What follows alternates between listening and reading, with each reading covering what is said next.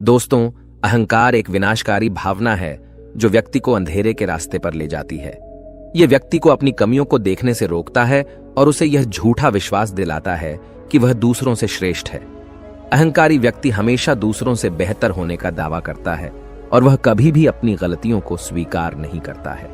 यह अहंकार किसी भी व्यक्ति को दूसरों की सलाह और आलोचना अनदेखा करवाता है। वह दूसरों की राय को सुनने के लिए तैयार नहीं रहता है और वह हमेशा अपने ही हिसाब से काम करना चाहता है, जिससे वह सीखने और सुधार करने के अवसरों से वंचित रह जाता है। अहंकार व्यक्ति को अकेला कर देता है, क्योंकि कोई भी व्यक्ति अहंकारी व्यक्ति के आसपास रहना पसंद नहीं करता है। अहंकार व्यक्ति को गलत रास्ते पर ले जाता है और उसे विनाश की ओर धकेलता है। अहंकार के कई रूप हैं। यह अभिमान, घमंड और श्रेष्ठता के भाव के रूप में प्रकट हो सकता है। अहंकार व्यक्ति के जीवन में कई समस्याएं पैदा करता है। यह उसके रिश्तों को खराब करता है और उसे सफल होने से रोकता है। अहंकारी व्यक्ति अक्सर दूसरों को दुख देता है और वह खुद भी दुखी रहता है। चलिए इसे आज की बौद्ध कहानी के माध्यम से समझते हैं और यह भी जानने का प्रयास करते हैं कि आखिर इसका समाधान क्या है और अपने अहंकार को नियंत्रित करने के लिए हम क्या कर सकते हैं। बहुत समय पहले की बात है। एक छोटा सा राज्य था। उस राज्य में एक व्यापारी रहता था जो बहुत अमीर था, जिसके पास किसी चीज की कोई कमी नहीं थी। उसके पास वो सारी सुख सुविधाएं थी जो वह चाहता था। उसका एक पुत्र भी था जो अब युवा हो चुका था। उस व्यापारी के पुत्र ने अब तक अपने जीवन में कोई दुख नहीं देखा था। जो भी वह चाहता था वह व्यापारी उसे सब कुछ लाकर दे देता था, जिस कारण उसे अपने जीवन में किसी प्रकार के दुख का अनुभव अब तक नहीं किया था। उस व्यापारी के पुत्र के कई सारे मित्र भी थे। उसके पास अथाह संपत्ति थी। धन दौलत की उसके पास कोई कमी नहीं थी। लेकिन एक दिन अचानक वह व्यापारी बीमार पड़ गया और देखते ही देखते उसकी बीमारी ने उस पर पूरी तरह से पकड़ बना ली थी। वह व्यापारी अपने जीवन की आखिरी सांसें गिन रहा था। अब उस व्यापारी को यह प्रतीत होने लगा था कि वह नहीं बच पाएगा। उसका अंतिम समय आ चुका है। इसलिए उसने अपने पुत्र को अपने पास बुलाया और उससे कहा, बेटा, तुमने आज तक केवल सुख ही देखा है। तुम्हें जो कुछ चाहिए था वो मैंने सब कुछ तुम्हें लाकर दिया, इसलिए तुमने आज तक दुख का अनुभव नहीं किया। दुख क्या होता है ये तुम्हें पता तक नहीं, और इसी बात की चिंता मुझे खाए जा रही है कि जब तुम्हारे पर दुखों के बादल मंडराने लगे तो तुम सह नहीं पाओगे। इसलिए आज मैंने तुम्हें यहां पर बुलाया है। मैं बस आखिरी समय पर तुमसे यह कहना चाहता हूं कि तुम सावधान रहना। मेरी मृत्यु के बाद तुम्हारे अपने ही तुम्हारे दुखों का कारण बन जाएंगे। इतना कहकर वह व्यापारी मृत्यु को प्राप्त हो गया। उस व्यापारी का पुत्र अपने पिता की मृत्यु पर बहुत दुखी था। वह रो रहा था। तभी उसके पास उसका एक मित्र आया और वह उसे समझाते हुए कहता है, मित्र, तुम रो क्यों रहे हो? तुम्हारा पिता ही मरा है, लेकिन तुम्हारे पास तो अब भी ये सारी धन दौलत है। ये सारी संपदा है कि सारी संपत्ति तुम्हारी ही तो है। अब तो तुम उन चीजों का भी आनंद ले सकते हो जिनका आनंद तुम अपने पिता के रहते नहीं ले पाए। अपने मित्र की यह बात सुनकर वह बड़ा प्रसन्न हुआ और उसे भी इस बात का एहसास हो चुका था कि उसके पास अथाह संपत्ति है, धन है, दौलत है, जिसकी मदद से वह अपना जीवन खुशी खुशी बिता सकता है। लेकिन इसी धन संपदा के कारण वह अब बुरी आदतों का शिकार भी हो चुका था। उसे हर प्रकार का नशा करने की आदत लग चुकी थी। जहां उसका मन करता वो वहां चला जाता। जब भी उसका मन करता वह किसी को भी अपने घर बुला लेता। फिर चाहे दिन हो या रात, जो भी उसका मन करता वह खरीद लेता, क्योंकि उसके पास संपत्ति थी। और तो और उसके पिता का सारा व्यापार भी अब उसी के हाथों में था और अब वह बहुत खुश था। वह अपने जीवन को अपनी मर्जी के हिसाब से जी रहा था। एक दिन उसके मन में ख्याल आया कि पिता ने मुझे बेवजह ही डरा दिया कि लोग मेरा फायदा उठाएंगे, मेरे दुश्मन बन जाएंगे, मेरे दुखों का कारण बन जाएंगे। लेकिन अब तो मैं और भी मजे से जी रहा हूं। मेरे सुख के दिन तो अब आए हैं। मैं आज तक जो नहीं कर पाया था वह सब करने में अब मैं सक्षम हूं। यह सब सोचकर उसकी खुशी का कोई ठिकाना नहीं था। वह बहुत खुश था। तभी एक दिन उस राज्य में एक बहुत बड़ा अस्पताल का निर्माण हो रहा था और इस अस्पताल के निर्माण के समय पर एक घोषणा करवाई गई कि जो भी इस अस्पताल के लिए सबसे अधिक दान देगा उसका नाम उस अस्पताल के एक पत्थर पर स्वर्ण अक्षरों में लिखा जाएगा। जब उसके मित्र ने यह बात सुनी तो वह दौड़ा दौड़ा उसके पास आया और उसे सारी बात बता दी। तब उस व्यापारी के पुत्र ने यह तय किया कि वह अस्पताल को सबसे बड़ा दान देगा और उसने ऐसा ही किया, और साथ ही यह भी निश्चित हो गया कि उसका नाम उस अस्पताल के एक पत्थर पर स्वर्ण अक्षरों में लिखा जाएगा। लेकिन जब वह दान देकर वापस घर की ओर लौट रहा था तो रास्ते में उसे एक साधु मिले जो भोजन की मांग कर रहे थे। इस पर वह घमंडी व्यापारी का पुत्र कहता है, तुम जैसे लोग केवल 2 वक्त की रोटी के लिए हमेशा चिल्लाते रहते हो। पता नहीं तुम लोग कहां से आ जाते हो और भगवान तुम लोगों को पैदा ही क्यों करता है। तुम लोग गंदगी हो, तुम्हें जीने का कोई हक नहीं, केवल अपना पेट भरने के लिए। 2 वक्त की रोटी के लिए तुम किसी के सामने भी झुक जाते हो। यदि झुकना ही है तो उस ईश्वर के सामने झुको। शायद वह तुम्हारी गलतियों को माफ कर दे और तुम्हें एक अच्छा जीवन प्रदान करे। हो सकता है वह तुम्हें भोजन भी दे दे। वह लड़का उन साधु को खरी खोटी सुनाकर वहां से चला गया। धीरे धीरे उस लड़के के पास उसके मित्रों, सहयोगियों और रिश्तेदारों की संख्या बढ़ने लगी। अब हर कोई उससे बिना पूछे कोई काम नहीं करता था। हर चीज में उसी से पूछा जाता था, जिस कारण उस लड़के को लगने लगा था कि अब मेरे बिना कोई काम नहीं हो सकता। जो भी हूं मैं ही हूं। जिस कारण उस लड़के का अहंकार अब 7वें आसमान पर था। सभी लोगों ने उसका मन जीत लिया था। सब लोग उसके विश्वास पात्र बन चुके थे। उस लड़के के पास अपार धन था, जिस कारण सब उससे जुड़े हुए थे। लेकिन यह बात उस लड़के को समझ नहीं आ रही थी। सभी लोग विश्वास के नाम पर अब उस लड़के से धन उधार लेने लगे थे, और वह भी खुशी खुशी लोगों को धन उधार में दे दिया करता है। जो कोई उसे धन उधार लेने आता, वह जितना मांगता वह उससे ज्यादा ही उन्हें दिया करता, क्योंकि वह सभी की नजरों में अपने आप को साबित करना चाहता था। वह अपने आप को महान दिखाना चाहता था। लेकिन धीरे धीरे उसकी बुरी आदतों के कारण अब उसका व्यापार चौपट होने लगा था। देखते ही देखते एक दिन व्यापार में उसे बहुत बड़ा घाटा हुआ। उसका पूरा व्यापार कर्ज में डूब गया।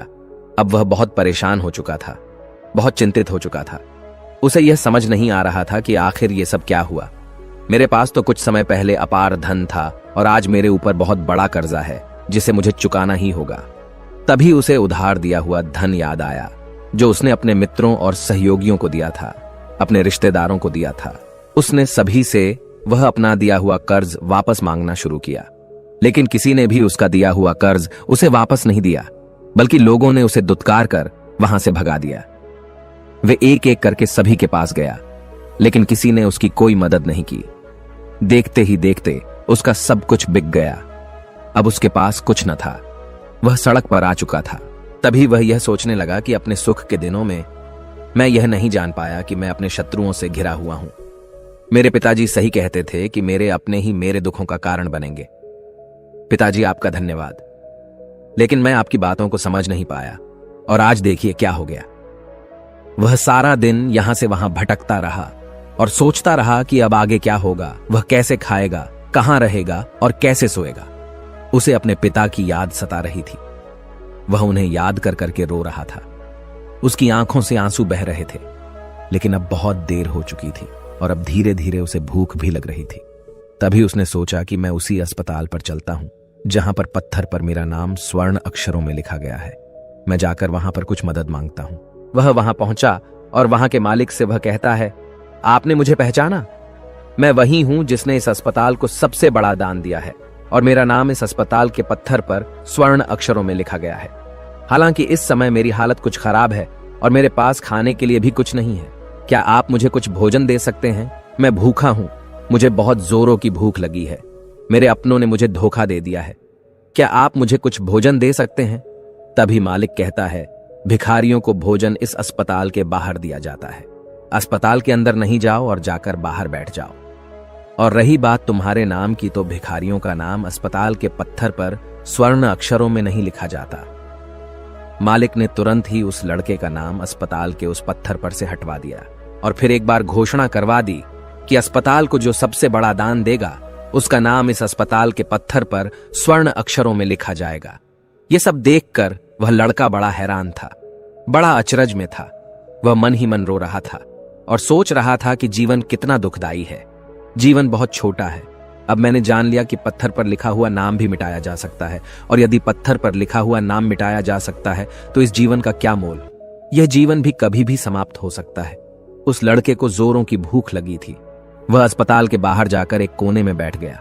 लोग आते रहे और भिखारी को कुछ न कुछ दान देते रहे, लेकिन वह लड़का, उसकी हिम्मत ही नहीं हो रही थी कि वह भीख मांग सके, और न ही वह उन भिखारियों में बैठना चाहता था। देखते ही देखते दोपहर से रात का समय हो चुका था, लेकिन अब तक उसे कुछ भी न मिला था। लेकिन उसकी भूख बढ़ती चली जा रही थी और उसे जोरों की भूख लगी थी। पहली बार उसने अपनी भूख को जाना था, अपने पेट की इस आग के बारे में जाना था, और इस भूख के कारण वह इतना परेशान हो चुका था कि उसने तय किया कि वह अस्पताल से ही कुछ चुरा लेगा और उसे खाकर अपना पेट भर लेगा। जैसे ही वह वहां से उठता है, तभी वह साधु वहां पर आ जाते हैं, जिसे उस लड़के ने बहुत खरी खोटी सुनाई थी। वह साधु उस लड़के के पास आकर कहते हैं, बेटा, हम पहले भी मिल चुके हैं। वह साधु भिक्षा से वापस लौट रहे थे।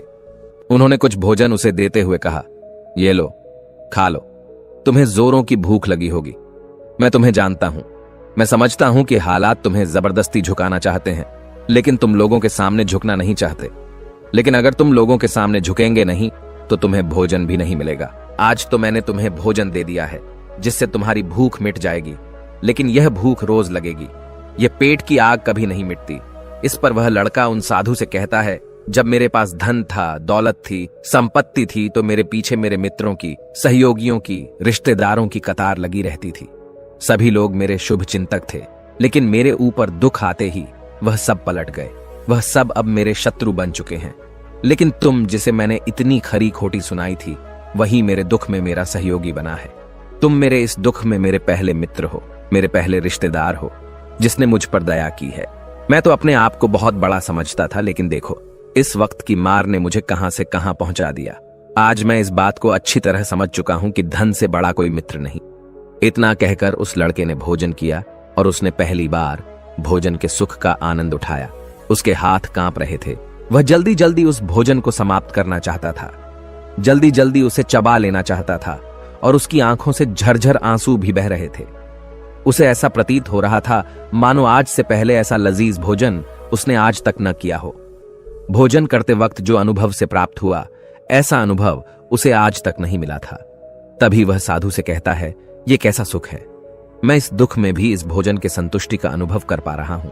तभी वह साधु कहते हैं, जहां संतुष्टि होती है वहां सुख का अनुभव होता है, लेकिन सावधान, संतुष्टि बहुत खतरनाक भी होती है। जब संतुष्टि हमारी आवश्यकताओं, हमारी इच्छाओं से ऊपर उठ जाती है, तब यह दुख के दर्शन भी हमें कराती है। आज जो भोजन तुम कर रहे हो, ऐसा भोजन यदि तुम्हें पहले प्राप्त होता तो तुम इसे छूते तक नहीं। लेकिन आज इसी भोजन को करके तुम्हें संतुष्टि मिल रही है। लेकिन जब तुम्हारे पास धन था, दौलत थी, तब तुमने इससे भी अच्छा भोजन किया होगा, लेकिन तब तुम्हें संतुष्टि नहीं मिली होगी, वह सुख प्राप्त नहीं हुआ होगा जो तुम आज अनुभव कर रहे हो। लेकिन सावधान, अगर ऐसा ही भोजन तुम्हें रोज मिलता रहे तो तुम और भी अच्छे भोजन की कामना करने लगोगे, और इसी कामना की संतुष्टि के लिए तुम्हारे मन में दुख पैदा होगा। और जब तुम अपने मन की इस कामना की संतुष्टि कर दोगे तो तुम्हें सुख भी प्राप्त होगा, लेकिन यह सुख आएगा और चला जाएगा। और जब तुम्हारे जीवन में इसी प्रकार के भोजन हमेशा आते रहेंगे और जाते रहेंगे, तो तुम किसी और कामना, किसी और इच्छा की ओर आगे बढ़ने लगोगे। तब तुम किसी और इच्छा की पूर्ति करना चाहोगे, तुम किसी और इच्छा की संतुष्टि करना चाहोगे, और जब वह इच्छा पूरी नहीं होगी, जब तुम्हें संतुष्टि नहीं मिलेगी, तो तुम्हें दुख होगा, तकलीफ होगी, पीड़ा होगी, और यह श्रृंखला ऐसे ही आगे बढ़ती चली जाएगी। लेकिन जब तुम्हारे पास धन था, दौलत थी, तब तुमने इससे भी अच्छा भोजन किया होगा, लेकिन तब तुम्हें संतुष्टि नहीं मिली होगी, वह सुख प्राप्त नहीं हुआ होगा जो तुम आज अनुभव कर रहे हो। लेकिन सावधान, अगर ऐसा ही भोजन तुम्हें रोज मिलता रहे तो तुम और भी अच्छे भोजन की कामना करने लगोगे, और इसी कामना की संतुष्टि के लिए तुम्हारे मन में दुख पैदा होगा। और जब तुम अपने मन की इस कामना की संतुष्टि कर दोगे तो तुम्हें सुख भी प्राप्त होगा, लेकिन यह सुख आएगा और चला जाएगा। और जब तुम्हारे जीवन में इसी प्रकार के भोजन हमेशा आते रहेंगे और जाते रहेंगे, तो तुम किसी और कामना, किसी और इच्छा की ओर आगे बढ़ने लगोगे। तब तुम किसी और इच्छा की पूर्ति करना चाहोगे, तुम किसी और इच्छा की संतुष्टि करना चाहोगे, और जब वह इच्छा पूरी नहीं होगी, जब तुम्हें संतुष्टि नहीं मिलेगी, तो तुम्हें दुख होगा, तकलीफ होगी, पीड़ा होगी, और यह श्रृंखला ऐसे ही आगे बढ़ती चली जाएगी। तुम हमेशा सुख के पीछे भागोगे, लेकिन दुख तुम्हारे पीछे यूं ही भागता रहेगा। तुम सुख को पकड़ना चाहोगे तो तुम्हें पकड़ना चाहेगा। इसी प्रकार यह प्रक्रिया यूं ही निरंतर चलती रहेगी। तभी साधु अपने थैले में से एक सोने की थैली निकालकर उस लड़के के हाथ पर रख देता है। तभी वो लड़का उस साधु से कहता है, हे महाराज, आपके पास इतना धन कहां से आया? आप तो एक वैरागी हैं। तभी वह साधु उस लड़की से कहता है कि धन तुम्हारा ही है, उस दिन जब तुम मुझे खरी खोटी सुनाकर अपने घर की ओर आगे बढ़ रहे थे, तभी तुम्हारी जेब से यह सोने के सिक्कों से भरा हुआ थैला नीचे गिर पड़ा और मैंने इसे उठाकर अपने पास रख लिया, यह सोचकर कि जब तुम मुझे मिलोगी तब मैं इसे तुम्हें लौटा दूंगा। लेकिन उस दिन के बाद से आज तुम मुझे मिले हो, इसलिए मैं तुम्हें इसे लौटा रहा हूं। ले लो, यह तुम्हारा ही है। इस पर वह लड़का कहता है, हे महाराज, इसी धन के लिए तो मुझे मेरे मित्रों ने, मेरे सहयोगियों ने, यहां तक कि मेरे रिश्तेदारों ने भी मुझे धोखा दिया। लेकिन आप वो पहले शख्स हैं जो मुझे ये धन लौटा रहे हैं, और वहीं पर जो मैंने धन, जो कर्ज मैंने अपने मित्रों, अपने सहयोगी, अपने रिश्तेदारों को दिया था, अपने बुरे समय पर जब मैंने उनसे मांगा तो उन सभी ने वो धन देने से मुझे मना कर दिया। कईयों ने तो मुझे खरी खोटी सुनाकर अपने घर से धक्के मारकर निकलवा दिया।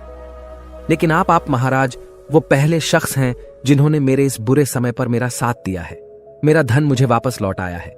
मैं आपकी सहायता के लिए आपका आभारी हूं। मैं इस धन से अपना व्यापार फिर से शुरू करूंगा और इस व्यापार को नई ऊंचाइयों तक ले जाऊंगा। तभी वह साधु उस लड़के से कहते हैं, हमें कोई दुख नहीं देता, बल्कि दुख के कारण तो हम स्वयं ही होते हैं। हम स्वयं ही खुद को धोखा देते हैं। सुख में हम भ्रमित रहते हैं, हमें यह पता नहीं चलता कि हम सही कर रहे हैं या गलत, और इसी प्रकार हम एक माया जाल में फंसते चले जाते हैं, क्योंकि सुख में हम अपनी आंखें बंद करके बस उस सुख का आनंद लेते हैं और हम किसी चीज की तरफ ध्यान नहीं देना चाहते। हम नहीं जाना चाहते कि जीवन मीठा है तो कड़वा भी है, सच है तो झूठा भी है। सुख में हम केवल अपने अहंकार को बढ़ावा देते हैं। अहंकार व्यक्ति को गलत रास्ते पर ले जाता है और उसे विनाश की ओर धकेलता है, व्यक्ति को अंधा बना देता है। इसी के विपरीत अगर हम देखें तो विनम्रता एक ऐसा गुण है जो व्यक्ति को सफलता की ओर ले जाता है। यह उसे दूसरों से सीखने में मदद करता है और उसे अपनी कमियों को स्वीकार करने की शक्ति देता है। अहंकार का त्याग कर विनम्रता को अपनाना ही सफलता और खुशी का मार्ग है। विनम्रता हमें अपनी कमियों को स्वीकार करने और उनमें सुधार करने की शक्ति देती है। यह हमें दूसरों से सीखने और उनके अनुभवों से लाभ उठाने के लिए प्रेरित करता है। विनम्र व्यक्ति दूसरों का सम्मान करता है और उनके विचारों को महत्व देता है, जिससे वह एक अच्छा मित्र और सहयोगी बन जाता है, और वह कभी भी किसी को नीचा नहीं दिखाता है। इसलिए अहंकार से बचना चाहिए और अपने अंदर विनम्रता का भाव रखना चाहिए। अहंकार और विनम्रता के बीच का अंतर एक कहानी के माध्यम से समझा जा सकता है। तभी इस पर वो लड़का कहता है, आप ठीक कहते हैं, जब मेरे पास धन दौलत थी, संपत्ति थी, तब मैं अंधा हो चुका था। मैं किसी चीज पर ध्यान नहीं देता था। मैंने उसे अपने इन दोनों हाथों से लुटाया है, और आज जब वह मेरे पास नहीं है तब मुझे उसके जाने का एहसास हो रहा है। और अब जबकि मैं इन दुखों से जूझ रहा हूं, तब जाकर मेरी आंखें खुली हैं। विनम्रता हमें अपनी कमियों को स्वीकार करने और उनमें सुधार करने की शक्ति देती है। यह हमें दूसरों से सीखने और उनके अनुभवों से लाभ उठाने के लिए प्रेरित करता है। विनम्र व्यक्ति दूसरों का सम्मान करता है और उनके विचारों को महत्व देता है, जिससे वह एक अच्छा मित्र और सहयोगी बन जाता है, और वह कभी भी किसी को नीचा नहीं दिखाता है। इसलिए अहंकार से बचना चाहिए और अपने अंदर विनम्रता का भाव रखना चाहिए। अहंकार और विनम्रता के बीच का अंतर तुम्हारी कहानी के माध्यम से समझा जा सकता है। तभी इस पर वो लड़का कहता है, आप ठीक कहते हैं, जब मेरे पास धन दौलत थी, संपत्ति थी, तब मैं अंधा हो चुका था। मैं किसी चीज पर ध्यान नहीं देता था। मैंने उसे अपने इन दोनों हाथों से लुटाया है, और आज जब वह मेरे पास नहीं है तब मुझे उसके जाने का एहसास हो रहा है। और अब जबकि मैं इन दुखों से जूझ रहा हूं, तब जाकर मेरी आंखें खुली हैं। तभी मैं यह भी जान पाया कि कौन मेरे साथ है और कौन मेरे खिलाफ। और यह जो ज्ञान दुख द्वारा मुझे प्राप्त हुआ है, यह ज्ञान मैं हमेशा अपने साथ रखूंगा, अपने सुख में भी। अब से अपनी आंखें खुली रखूंगा। इस कहानी से हमें यह सबक मिलता है कि अहंकार हमें विनाश की ओर ले जाता है, जबकि विनम्रता हमें सफलता और खुशी की ओर ले जाती है।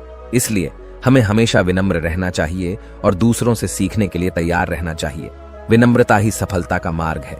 दोस्तों, उम्मीद है कि आपने आज की इस वीडियो से जरूर कुछ न कुछ सीखा होगा। तो इस वीडियो को लाइक और अपने दोस्तों के साथ शेयर करना ना भूलें, और हमें ऐसे ही सपोर्ट करने के लिए चैनल को सब्सक्राइब बटन को जरूर दबा दें। तो चलिए मिलते हैं ऐसी ही कोई नई कहानी में कोई नए मैसेज के साथ। तब तक के लिए अपना ख्याल रखें। धन्यवाद। नमो बुद्धाय।